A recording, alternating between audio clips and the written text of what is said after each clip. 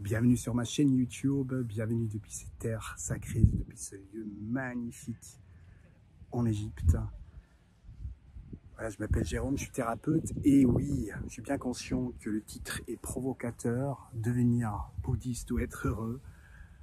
Je vais vous expliquer pourquoi je prends un titre pareil et aussi vous proposer un petit voyage intérieur pour voir un peu plus clair, peut-être aussi pour vous détendre, pour acquérir de la paix intérieure, pour sentir votre puissance, votre force, ou au moins de comprendre un peu plus pourquoi des choses des fois ne fonctionnent peut-être pas comme vous le souhaitez.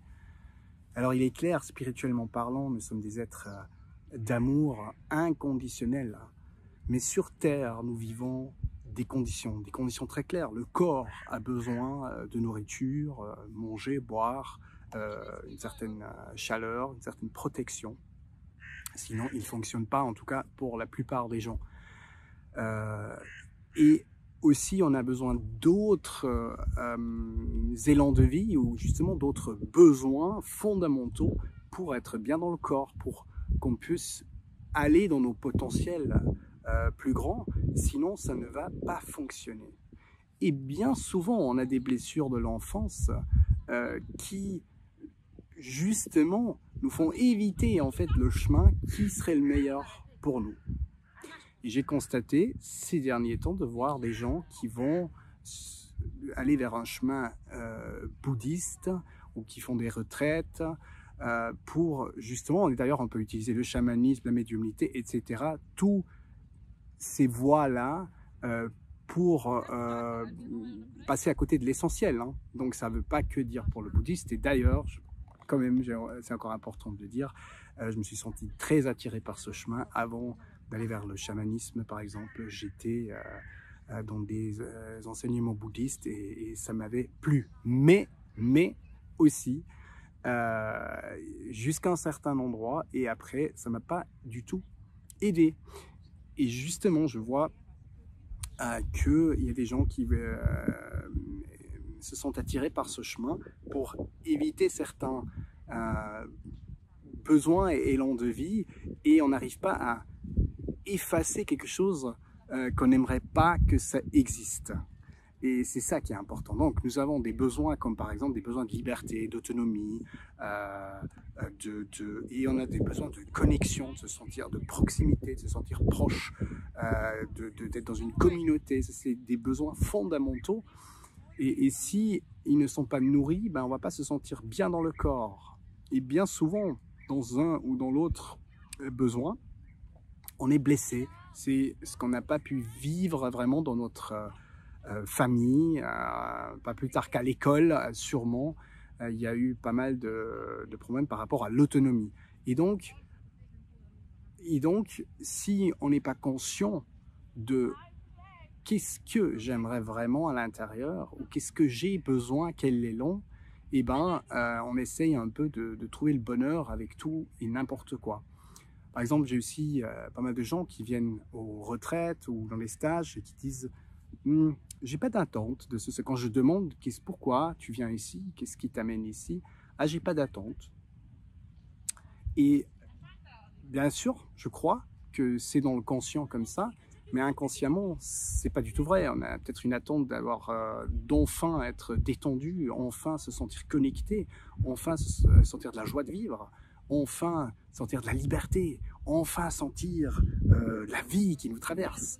Et donc, idéalement, c'est beaucoup mieux si on est assez précis de voir qu'est-ce qui me manque dans la vie, où est-ce que j'ai des problèmes, où est-ce que j'ose pas m'affirmer, dire les choses, et vraiment de dire non, là j'ai une attente précise, j'aimerais enfin développer ou enfin sentir qu'est-ce que ça veut dire de me sentir libre.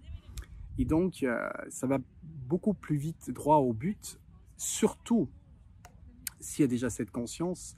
Et aussi, ça ne va pas aider de juste aller méditer, surtout si c'est cet élan de vie-là, parce que on peut atteindre bien sûr une certaine liberté dans la méditation, hein, se sentir libre parce qu'on est libre de tout quand on est vraiment relié à l'essence de notre être. Mais il y a forte chance, dès qu'on sera de nouveau en relation avec d'autres êtres humains, les anciens programmes vont de nouveau être activés et vont revenir. Donc rien contre la méditation, rien contre le bouddhisme aussi, mais comme par exemple le bouddhisme qui est quand même un chemin très discipliné, et ben là il y a forte chance, si on est blessé dans l'élan de l'autonomie, blessé dans l'élan de ne pas vivre sa propre force, hein, de toujours s'adapter à l'autre, vouloir guérir, sauver l'autre, de toujours équilibrer les énergies, qui d'ailleurs la plupart des thérapeutes ont, ils viennent aussi des thérapeutes à cause de cette blessure. Et justement, là, il n'y a pas forte chance que ça va vraiment aider d'aller faire ce chemin-là, parce que inconsciemment, on essaie de camoufler qu'il y a une grande colère, hein, en fait. Parce que si on suit toujours le chemin, le besoin des autres, eh ben, il y a de la colère. C'est une réaction naturelle. Donc mieux ensuite accepter la colère, peut-être l'extérioriser un moment et ensuite d'amener en communication correctement, bien sûr, pour justement s'affirmer et aller dans son propre pouvoir. Et là, des mantras, des citations de choses ne vont pas nous libérer. Voilà. Mais si on arrive à exprimer dans la communication, dans la relation, tout ça, et ben à partir de là, le chemin bouddhiste et plein d'autres chemins spirituels, à partir de là, ils ont une grande valeur. Mais justement,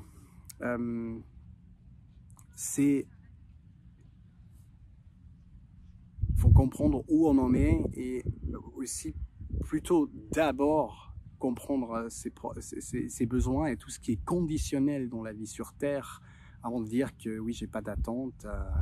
Voilà, donc si vraiment on est bien équilibré et on n'a plus d'attente par rapport qu'on doit toujours se sentir heureux, par exemple, toujours se sentir libre, toujours se sentir bien, et bien là, ça va fonctionner. Hein. Si je peux accepter que j'ai une tristesse, que j'ai une colère, si je peux accepter que les choses ne vont pas comme je me l'imagine, et ben là, on peut aller gentiment dans plus d'inconditionnel.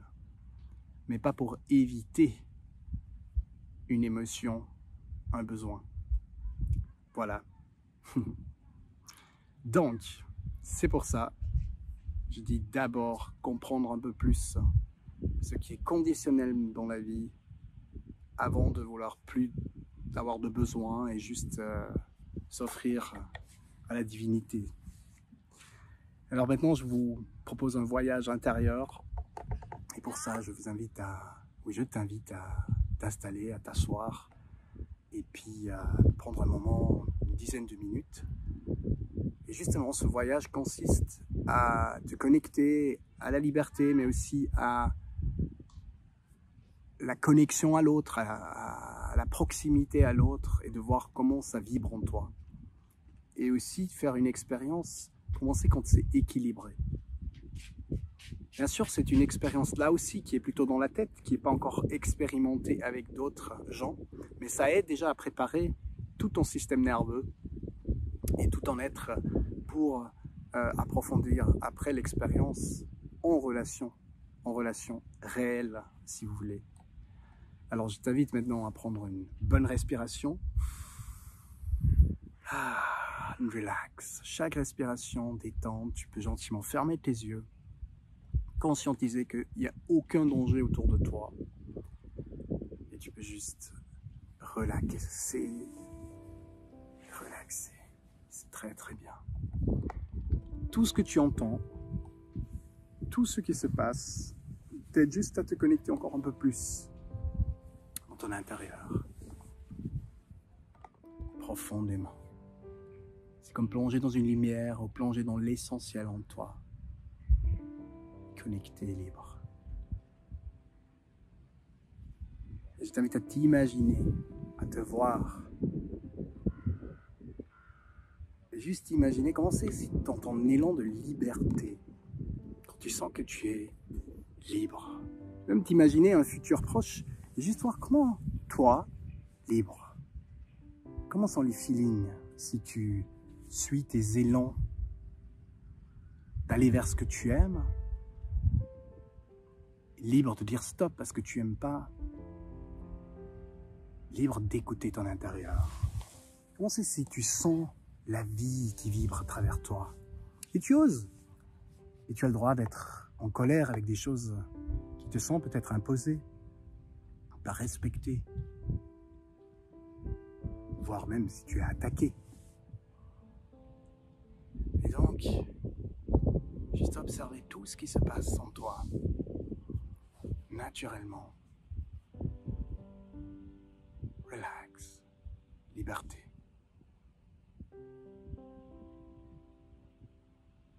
Ici et maintenant, il n'y a aucun danger. Comment c'est si tu es libre? Et comment c'est si tu es libre et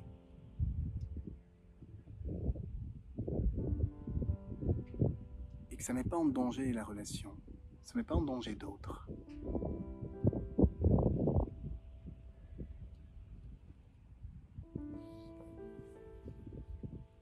Et comment c'est si tu es connecté, relié à l'autre, si tu sens la proximité, peut-être aussi sentir comme être dans un groupe de gens, connectés à d'autres, sans que l'autre, l'élan, soit sacrifié. Comment c'est de sentir le lien? Et aussi d'avoir le droit d'être triste quand le lien ne se fait pas. Mais aussi de demander de l'aide, de voir que d'autres gens peuvent être là. Qu'on peut se sentir faible, vulnérable. Pas toujours à la hauteur de tout savoir, tout faire. Et sentir qu'on peut compter sur d'autres. Sans devoir se cacher. Sans devoir cacher quelque chose de soi.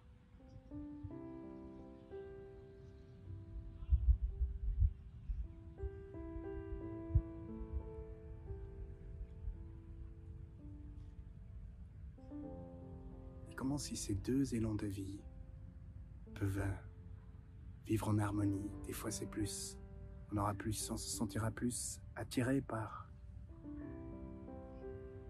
être relié, être en communauté. Et des fois on se sent plus attiré de prendre son espace. Et comment c'est si on peut faire les deux en relation? Qu'est-ce que tu peux voir? Qu'est-ce que tu peux sentir? Qu'est-ce que ça libère en toi? Qu'est-ce qui se passe profondément en toi? Je t'invite à explorer, à sentir tout ce qui ça te permet de vivre. Et bien sûr, tu peux à chaque instant voir ce qui est ton besoin réel. Et peut-être tu découvres déjà quel de ces élans de vie est un peu plus compliqué pour toi. Qu'est-ce que tu vis un peu moins? Est-ce que c'est plutôt ta liberté d'aller vers toi, vers là où toi tu aimerais, la liberté de dire stop, tu te laisses peut-être pour les besoins des autres utiliser, ou tu veux sauver tout le monde? Ou est-ce que plutôt tu prends partout un peu de distance, tu te laisses pas trop mettre en lien avec les autres, tu as peur de sentir faible et de montrer, et en fait tu as peur d'aller proche, d'être proche des autres.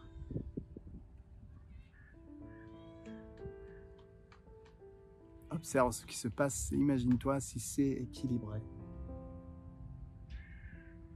Est-ce que ces élans naturels, profondément, tu les as?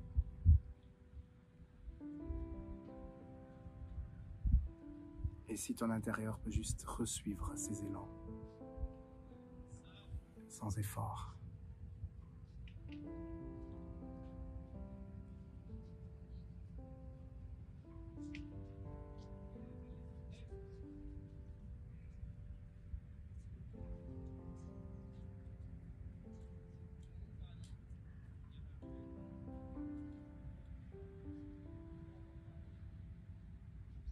Maintenant, je t'invite à prendre quelques respirations profondes. Et quand tu es ready, Tu ouvres les yeux et tu accueilles le nouvel instant. Libre et connecté. Et arrêtons de suivre des chemins qui ne sont pas les nôtres. Alors il est clair que pour certains, ça va être bien de suivre le bouddhisme.